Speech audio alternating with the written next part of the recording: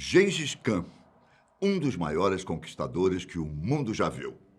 A história por trás desse nome é tão cheia de acontecimentos absurdos que é até difícil dizer em que momento termina a realidade e em que parte começam as lendas e os mitos. Se as estimativas estiverem corretas, ele foi o responsável pela morte de mais de 40 milhões de pessoas enquanto esteve no poder. Um verdadeiro legado de sangue e brutalidade. Aqui é Ivan Lima e hoje você vem comigo para conhecer o homem que queria governar o mundo. Para te contar sobre esse grande nome, eu vou seguir aquele bom e velho ditado. Vamos começar do início. Gengis Khan nasceu no ano de 1162, em uma região às margens do rio Onon, lá na Mongólia. E ao contrário do que pode parecer, o nome que tornaria essa figura conhecida por séculos depois da sua morte era diferente no começo. Antes de se tornar o flagelo de Deus, como ele também já foi chamado, o cara se chamava Temujin, que significa de ferro ou ferreiro. De acordo com as lendas, desde o nascimento, as pessoas já imaginavam que ele estava destinado à grandeza. E isso apenas porque ele teria nascido com um coágulo na mão direita. Logo cedo, Temujin percebeu que sua vida não seria fácil e ele teria de lutar constantemente para sobreviver.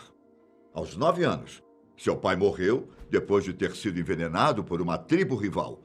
Sua família foi expulsa da tribo tempos depois e a mãe foi deixada sozinha para criar todos os 7 filhos. Mas podemos dizer que Temujin já estava sendo moldado, não pelo amor de uma família, mas sim pela brutalidade do mundo. Sua infância e adolescência foram regradas a caças para que eles pudessem sobreviver. O que a história diz é que ele até teria assassinado um dos seus meio-irmãos na adolescência, durante uma disputa por comida. Há quem diga ainda que o horrível ato teria sido feito porque Temujin já almejava a liderança da família e o parente seria obstáculo. Seja como for, mesmo jovem, ele já era um excelente estrategista e conseguiu o apoio de outros clãs para ajudar a própria família e resolver os problemas do passado. Foi nesse contexto que ele conheceu sua esposa, uma jovem chamada Borte. Em determinado momento, ela acabou sendo sequestrada por uma tribo inimiga do pai de Temujin. E o jovem guerreiro precisou reunir seus aliados para resgatá-la, em um episódio que o colocou como um líder de respeito. Quando completou 20 anos, ele foi sequestrado, preso e humilhado pelos chineses. Mas isso não foi o suficiente para abalar suas motivações. Temujin conseguiu escapar e, nesse momento, já era tido como um governante excepcional. Seu objetivo era um só naquele momento: unificar a Mongólia.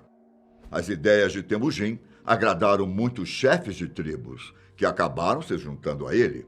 Mas a maior parte das tribos era contra e acabaram ficando do lado de um líder chamado Jamuka, um antigo amigo de infância que tinha se tornado seu rival nesse caminho pelo poder. Com táticas inovadoras para a época, Temujin conseguiu pregar o medo no exército inimigo, usando algumas tochas para parecer que tinha mais homens do que a realidade. Mesmo sendo superior em números, o exército inimigo foi derrotado e Jamuka acabou sendo executado, o que liberou o caminho para que Temujin seguisse em seus planos. Durante uma assembleia feita com os chefes de todas as tribos, Temujin foi saudado como Khan, um título tradicional que basicamente significa governante ou líder. Não há certeza das origens do nome Gengis, que pode ser traduzido para oceano ou justo. O que se sabe é que, no contexto geral, Gengis Khan pode ser interpretado como governante supremo ou governante do universo. Com um título tão importante como esse, o que se espera é que fossem feitas inúmeras obras em homenagem a Gengis Khan, mas isso não aconteceu. As informações sobre a vida pessoal dele e sobre a aparência são bem escassas, já que praticamente nenhum retrato e escultura que o mostrassem como líder sobreviveu com o passar dos anos. Das informações que os historiadores encontram, poucas são consideradas confiáveis e muitas são contraditórias com os outros relatos. É comum encontrar descrições de que Gengis era alto, forte, com barba e cabelos longos. Tem uma que é ainda mais inusitada, feita por um cronista persa do século XIV chamado Rashid al-Din. Ele escreveu que o líder mongol, na verdade, era ruivo e tinha olhos verdes. Mas, como Rashid nunca conheceu Gengis Khan pessoalmente, os historiadores questionam a veracidade da informação. Impossível não é, apenas improvável, pois características do tipo eram conhecidas entre os mongóis, que possuíam diversas etnias em sua cultura. Isso porque o líder mongol não excluía os diferentes costumes quando agregava novos territórios. Pelo contrário, ele chegou a aprovar leis em prol da liberdade religiosa e não cobrava tributos aos lugares onde os cultos eram feitos. A verdade é que Gengis Khan era muito esperto. Ele sabia que as chances do seu povo se rebelar eram muito pequenas se todos estivessem contentes. Quanto ao que o líder mongol acreditava, pode-se dizer que ele tinha muito interesse pela espiritualidade e costumava orar bastante antes de grandes batalhas.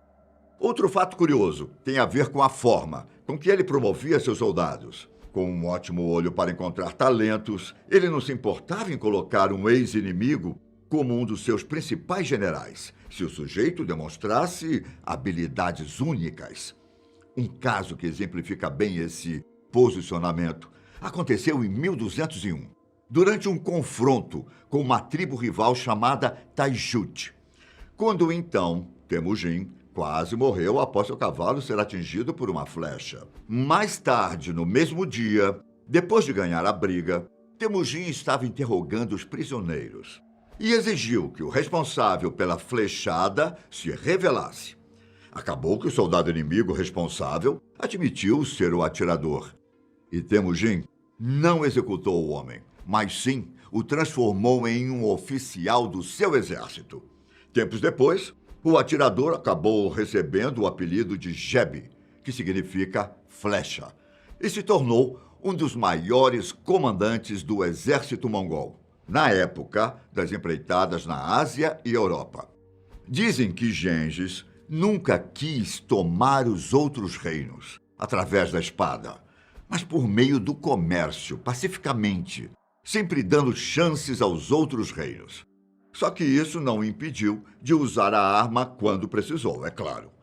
Um dos episódios que provam isso aconteceu em torno de 1220, no que ficou conhecido como um dos atos de vingança mais cruéis da história da humanidade. Depois que o governante do Império Corásmio matou alguns representantes mongóis que só tentavam fazer um acordo comercial, Gengis marchou pelo território vizinho e deixou milhões de mortos no processo. Corásmia foi praticamente apagada do mapa. Fato é que em toda a sua vida, o líder mongol foi o mandante da morte de milhões de pessoas. Não é possível saber o número exato, mas os historiadores estimam que seja em torno de 40 milhões. Alguns censos demográficos feitos na China durante a Idade Média mostram que a população de lá caiu em dezenas de milhões durante o governo de Gengis. Entre todas as dúvidas envolvendo a lenda, o que ninguém sabe mesmo é como a história do líder mongol realmente acabou. A história mais tradicional aponta que ele estava a caminho da China no ano de 1227 para tomar mais territórios quando sofreu uma queda do cavalo e não resistiu aos ferimentos. Há ainda versões da lenda de que ele teria tido um ferimento de flecha no joelho ou contraído malária no caminho, e até mesmo sido morto quando tentou violentar uma princesa chinesa. Um parênteses sobre esse fato. é que Gengis teve vários outros relacionamentos, com diferentes mulheres além de Borte.